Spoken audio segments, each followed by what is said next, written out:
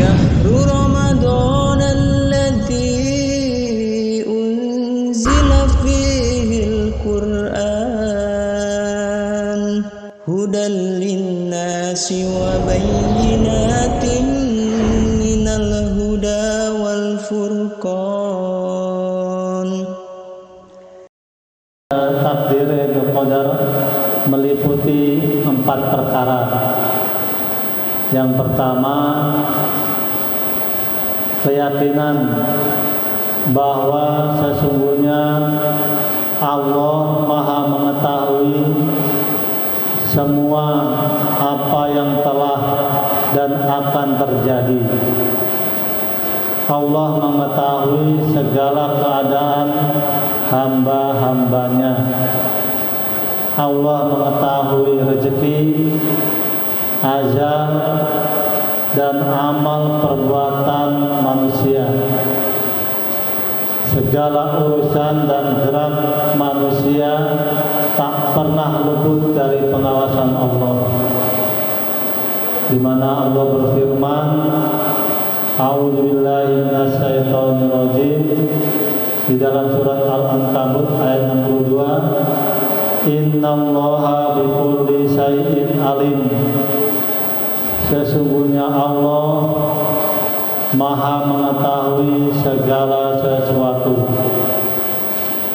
Kemudian Allah pun berfirman di dalam surat At-Tolak ayat yang ke-12 yang artinya, Allah lah yang menciptakan 7 langit dan seperti itu pula bumi.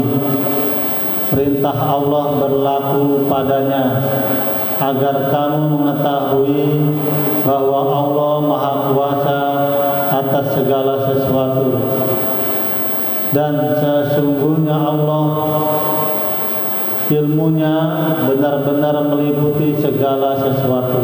Surat Surat At-Tolak ayat 12. Iman kepada qadar yang kedua meliputi keyakinan akan adanya catatan Allah tentang apa yang telah ditakdirkan dan telah diputuskannya. Allah berfirman di dalam surat Qaf ayat yang keempat, A'udzubillahi minasyaitonirrajim. Qad alimna ma taqusul ardu minhum wa indana kitabun hafiz. Sesungguhnya kami telah mengetahui apa yang dihancurkan oleh bumi dan tubuh-tubuh mereka. Pada sisi kami pun ada kitab yang memelihara, yaitu yang mencatat. Kemudian Allah pun berfirman kembali di dalam surat Yasin ayat yang ke-12 yang artinya, dan segala sesuatu kami kumpulkan dalam kitab induk yang nyata, yaitu Lauhul Mahfuz. Di dalam surat Al-Hajj ayat ke-70, A'udzubillahi minasyaitonirrajim. Alam ta'lam annallaha ya'lamu ma fis samaa'i wal ardh. Inna dzalika fi kitab. Inna dzalika 'alallahi yasir. Al-Hajj ayat ke-70. Apakah kamu tidak tahu bahwa sesungguhnya Allah mengetahui apa yang ada di langit dan di bumi, bahwasanya yang demikian itu terdapat dalam sebuah kitab, yaitu Lauhul Mahfuz. Sesungguhnya yang demikian itu amat mudah bagi Allah. Yang ketiga, iman kepada qadar meliputi keyakinan bahwa kehendaknya, yaitu kehendak Allah, tidak dapat diganggu gugat. Jika Allah berkehendak, maka jadilah, dan jika Allah tidak berkehendak, maka tidak akan terjadi. Sebagaimana di dalam surat Al-Hajj Ayat yang ke-18, sesungguhnya Allah berbuat atas segala yang Dia kehendaki. Kemudian di dalam surat Yasin ayat ke-82, A'udzubillahi minasyaitonirrajim. Innama amruhu ija arada syai'an ayyaqula lahu kun fayakun. Sesungguhnya perintahnya apabila Dia menghendaki sesuatu hanyalah berkata kepadanya jadilah, maka jadilah dia. Di dalam surat Al-Insan ayat ke-30 yang artinya, dan tidaklah kamu berkehendak kecuali bila dikehendaki Allah. Sesungguhnya Allah Maha mengetahui lagi Maha bijaksana. Yang keempat adalah pencipta segala sesuatu, dan Dia atas segala sesuatu itu sebagai pemelihara. Kemudian di dalam surat Fatir ayat ketiga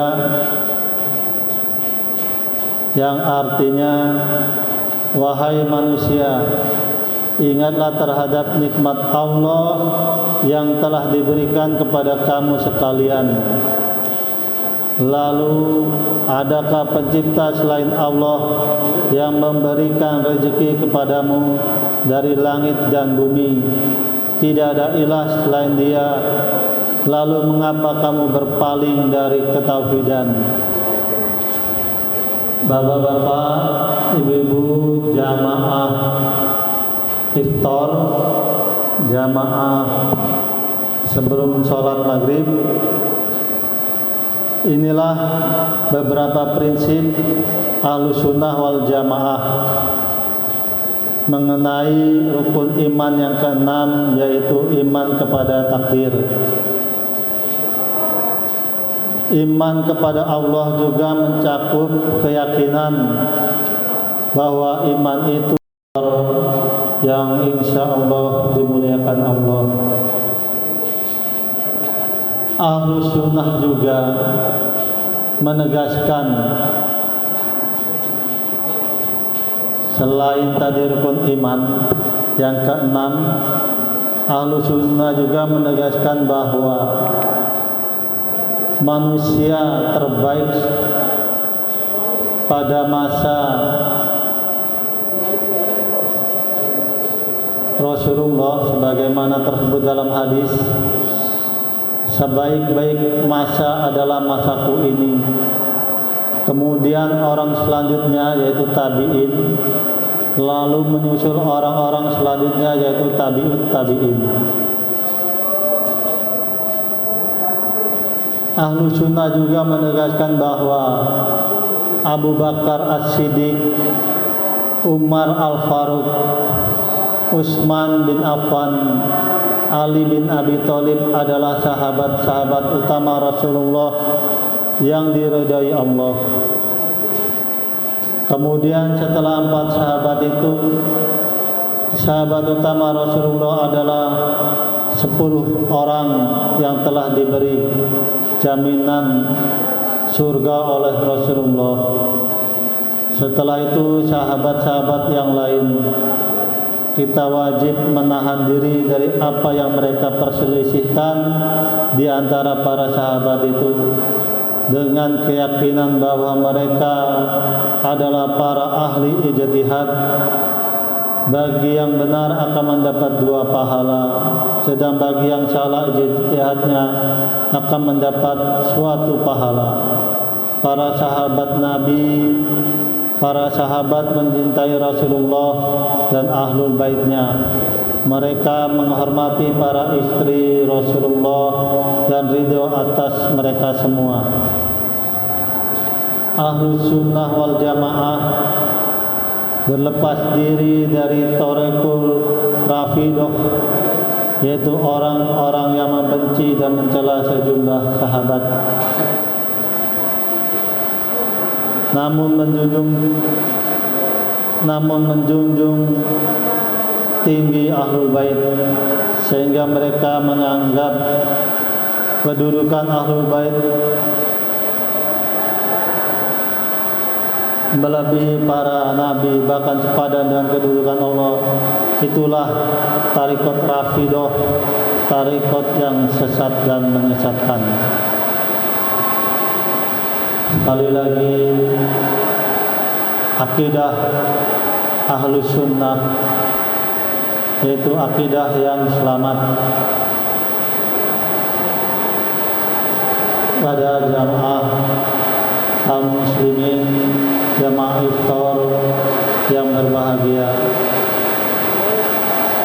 di dalam pertemuan ini marilah kita tutup dengan bermunajat kepada Allah Subhanahu wa taala.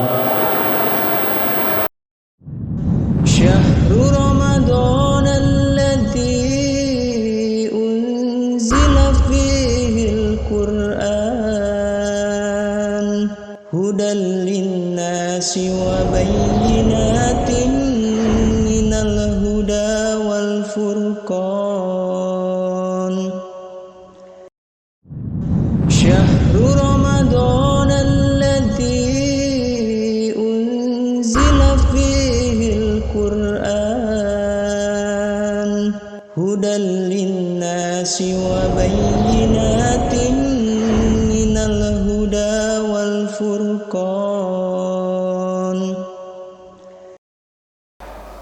Innal hamdalillah nahmaduhu wa nasta'inuhu wa nastaghfiruhu wa natubu ilaih wa na'udzu billahi min syururi anfusina wa min sayyiati a'malina may yahdihillahu fala mudhillalah wa may yudlil fala hadiyalah. Asyhadu an la ilaha illallah wahdahu la syarikalah wa asyhadu anna Muhammadan abduhu wa rasuluh la nabiyya ba'dah. Allahumma sholli ala Muhammad wa ala ali Muhammad kama sholaita ala Ibrahim wa ala ali Ibrahim wa barik ala Muhammad wa ala ali Muhammad kama barakta ala Ibrahim wa ala ali Ibrahim fil alamin innaka Hamidum Majid.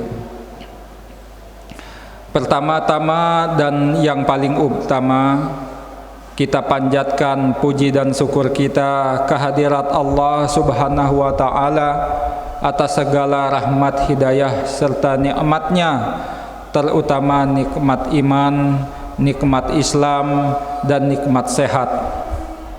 Salawat teriring salam semoga senantiasa tercurah kepada junjungan kita, pemimpin kita, tauladan kita, Rasulullah Muhammad sallallahu alaihi wasallam beserta para keluarganya, sahabatnya, dan para pengikutnya yang senantiasa istiqomah di dalam menjalankan syariatnya dan di dalam mendakwahkan syariatnya, dan tentunya yang kita nantikan syafaatnya di yaumil akhir nanti, dan semoga kita semua mendapatkan syafaat dari Rasulullah sallallahu alaihi wasallam. Amin amin ya rabbal alamin. Jamaah sekalian yang insya Allah dimuliakan oleh Allah Subhanahu wa taala, dalam kesempatan ini, dalam bulan Ramadan yang mulia ini, bagaimana kita memaksimalkan Ramadan ini dengan 4 amalan sebagaimana tuntunan dari Rasulullah sallallahu alaihi wasallam. Apakah 4 amalan tersebut? Yang pertama adalah tingkatkan kualitas puasa kita.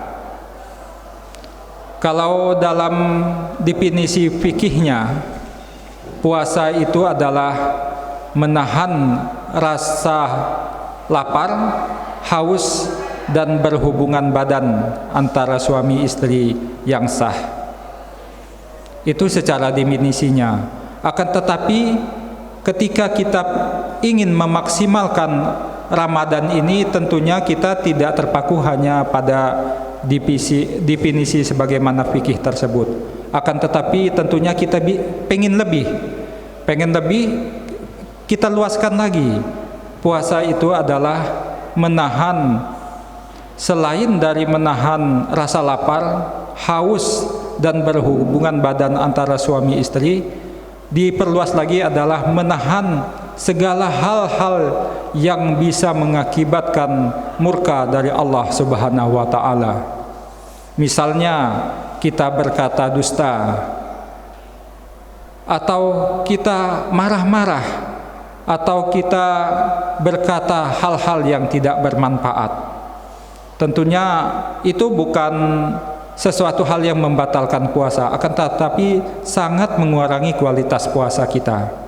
Untuk itu, marilah sebagaimana tuntunan Rasulullah SAW, puasa kita bukan hanya menahan lapar, haus, dan tidak berhubungan badan di siang hari antar suami dan istri, akan tetapi kita tingkatkan kualitasnya juga dengan kita tidak berkata dusta, kita tidak berkata hal-hal yang tidak bermanfaat. Sebagaimana hadis Bukhari, man lam yada'a qaula zur fa'ata bihi falyasallillah ma ajafi an yadi'a ta'ama wa sarabah. Barang siapa yang tidak meninggalkan kata dusta, bahkan mengamalkan kata dusta tersebut, maka Allah tidak akan peduli dengan rasa lapar dan haus yang ditahan oleh orang tersebut. Allah tidak akan peduli dengan rasa lapar dan haus yang ditahan oleh orang tersebut ketika kita tidak meninggalkan kata-kata dusta atau bahkan kita mengamalkannya. Hadis riwayat Bukhari. Amalan yang kedua untuk meningkatkan kualitas atau memaksimalkan bulan Ramadan ini adalah sedekah dan membaca Al-Quran. Sebagaimana Rasulullah SAW ketika bulan Ramadan ini sangat-sangat sering sekali bersedekah. Bahkan diumpamakan sedekahnya Rasulullah SAW tersebut sebagaimana angin yang berhembus dengan mudahnya. Mudah sekali Rasulullah itu bersedekah di bulan Ramadan ini, sebagaimana angin mengalir dengan mudahnya. Seyogyanya kita bisa mencontoh dari Rasulullah SAW sesuai tentunya dengan kemampuan kita. Karena apa? Karena pahala di bulan Ramadan ini berlipat-lipat kali disediakan oleh Allah Subhanahu wa ta'ala sebagai motivasi untuk kita, sebagaimana 700 kali lipat pahala dari hari-hari biasanya. Dan ini sangat luar biasa sekali. Kemudian Rasulullah SAW pula dan para sahabat di bulan puasa ini memperbanyak baca Al-Quran. Sahabat pernah bertanya kepada Rasulullah batas-batasan membaca Al-Quran di bulan Ramadan ini. Dari yang terendah yaitu kalau bisa kita baca Al-Quran ini selama bulan Ramadan itu khatam membaca Al-Quran, artinya 1 juz per hari. Kalau bisa lebih lagi 2 juz per hari, dan seterusnya dan seterusnya. Dan bila kurang terus, maka Rasulullah SAW memberikan batasannya adalah 1 khatam dalam 3 hari. Jadi 1 harinya 10 juz, memberi batasan demikian.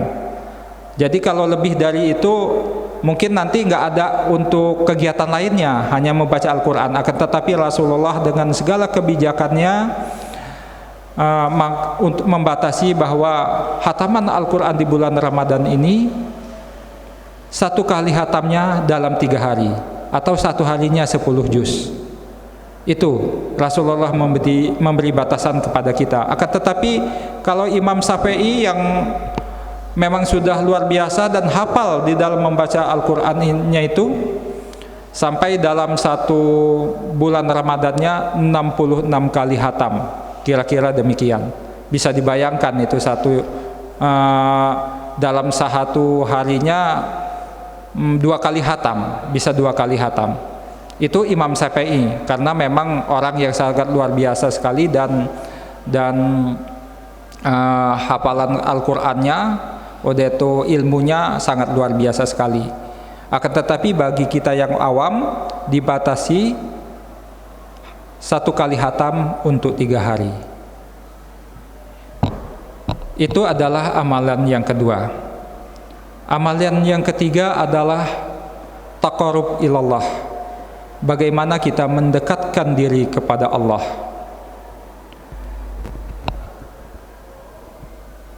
Rasulullah sallallahu alaihi wasallam di bulan Ramadan ini lebih khusyuk dia beribadah, lebih fokus dia beribadah, dan lebih kepada akhiratnya, yaitu lebih mendekatkan diri kepada Allah dengan melaksanakan solat malam dan zikir.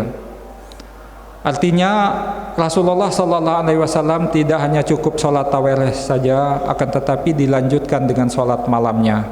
Kemudian tidak lupa juga berzikir kepada Allah. Itu dilakukan lebih intensif, lebih sering dibandingkan dengan hari-hari biasanya. Itu adalah amalan yang ketiga. Amalan yang keempat adalah iktikaf. Iktikaf ini adalah berdiam diri di masjid selama 10 hari terakhir di bulan Ramadan, di mana di dalam 10 hari bulan Ramadan ini ada satu malam yang lebih baik daripada 1000 bulan, yaitu malam Lailatul Qadar. Itulah yang dijalankan oleh Rasulullah sallallahu alaihi wasallam di dalam bulan Ramadan untuk memaksimalkan bulan Ramadan ini.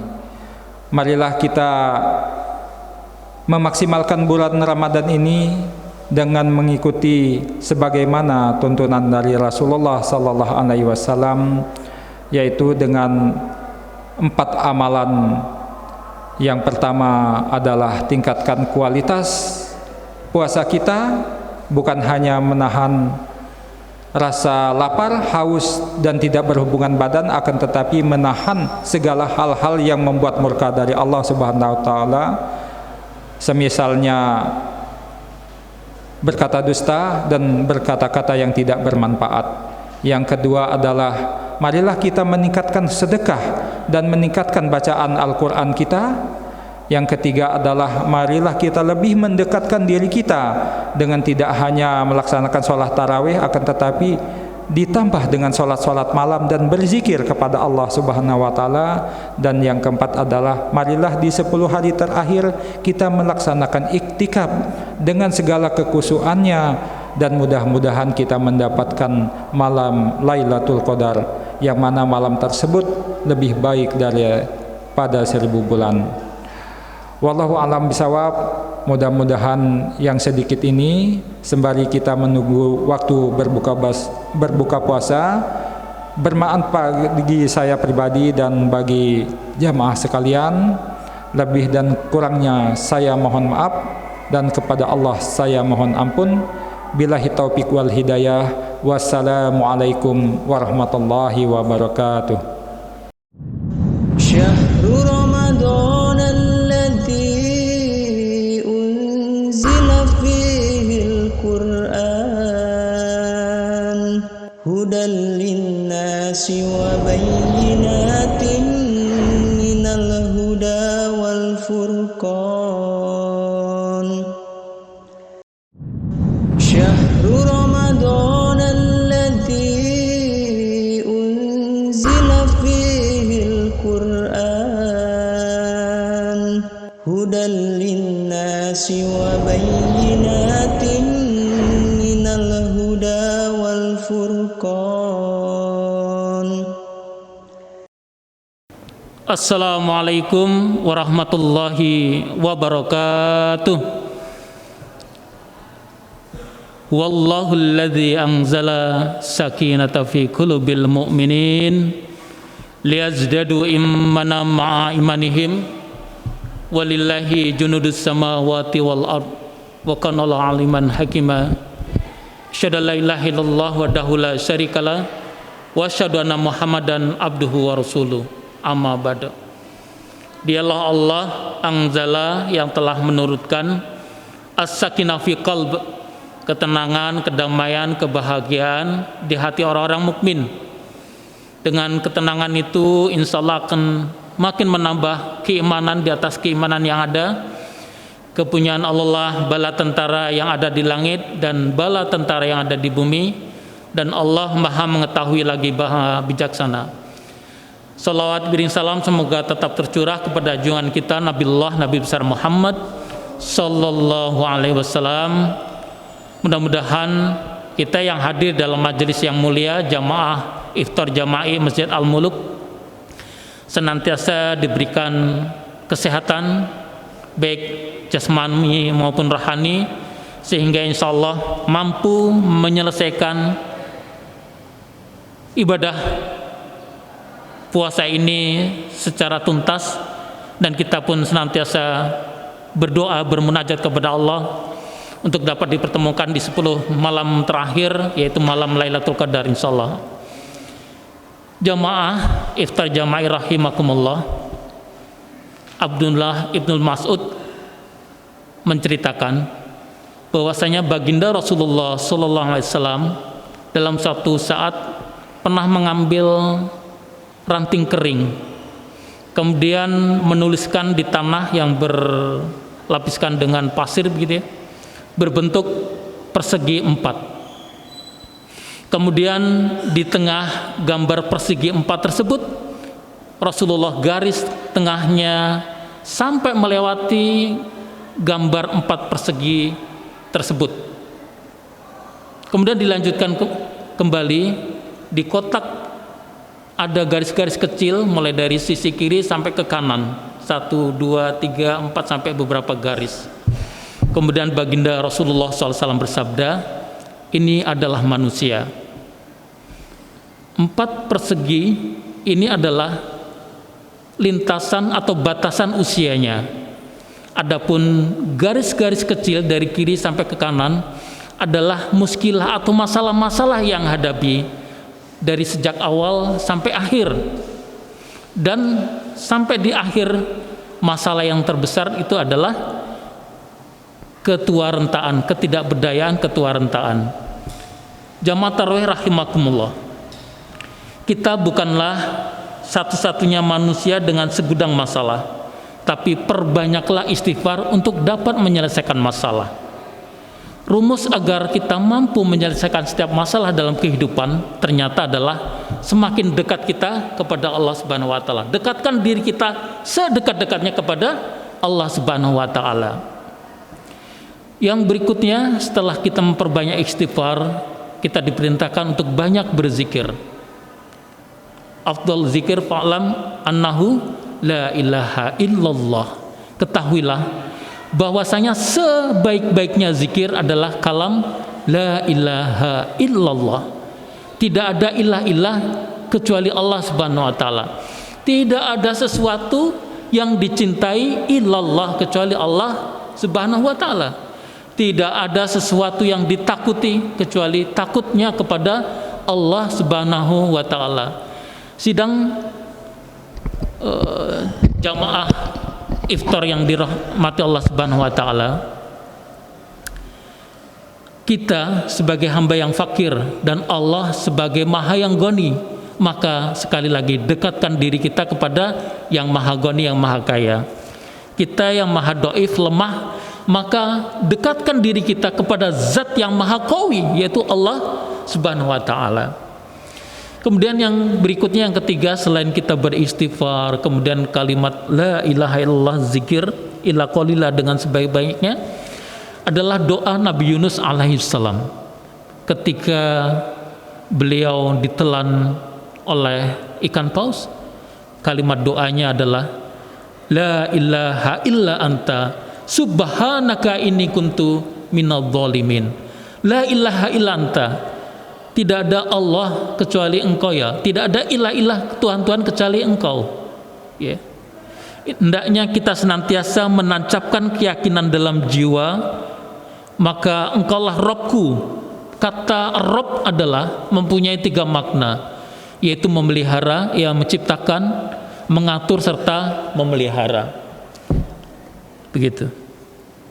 Maka subhanaka, maha suci engkau ya Allah, inni kuntu minadh dhalimin, sesungguhnya hamba ini adalah termasuk golongan orang-orang yang zalim. Jamaah rahimakumullah, ketika kalimat zikir tersebut kita mendawamkan, membiasakan kalimat tersebut, maka fastajibna, pakai fa itu pasti Allah akan menjawab setiap permohonan yang dibutuhkan setiap hamba. Masya Allah, sidang jamaah rahimakumullah, dekatkan diri kita kepada Allah, libatkan apapun masalah kita kepada Allah Subhanahu wa taala, maka Allah akan malu ketika apa yang dimohonkan seorang hamba tidak diijabah. Oleh karena itu, di waktu-waktu yang sangat istijabah ini, yang sangat baik ini, kami menyampaikan kultum tidak terlalu banyak karena ini waktu-waktu yang sangat ijabah, sangat dinanti oleh Allah Subhanahu wa taala ketika kita berbuka. Perbanyak zikir, perbanyak tilawah, kemudian mohonkan setiap keinginan, permohonan-permohonan kita. Mudah-mudahan Allah akan mudahkan urusan demi urusan yang kita hadapi dalam kehidupan ini. Al-haq mirobik, yang benar datangnya dari Allah Subhanahu wa taala, khilaf salah dari saya pribadi. Saya yang fakir mohon diikhlaskan, mohon dimaafkan. Billahi taufik wal hidayah. Wassalamualaikum warahmatullahi wabarakatuh. Kita tutup dengan doa kifaratul majelis. Subhanallah wa bihamdihi, subhanallah, asyhadu an la ilaha illa anta, astaghfiruka wa atubu ilaik. Assalamualaikum warahmatullahi wabarakatuh. Syahrul Ramadan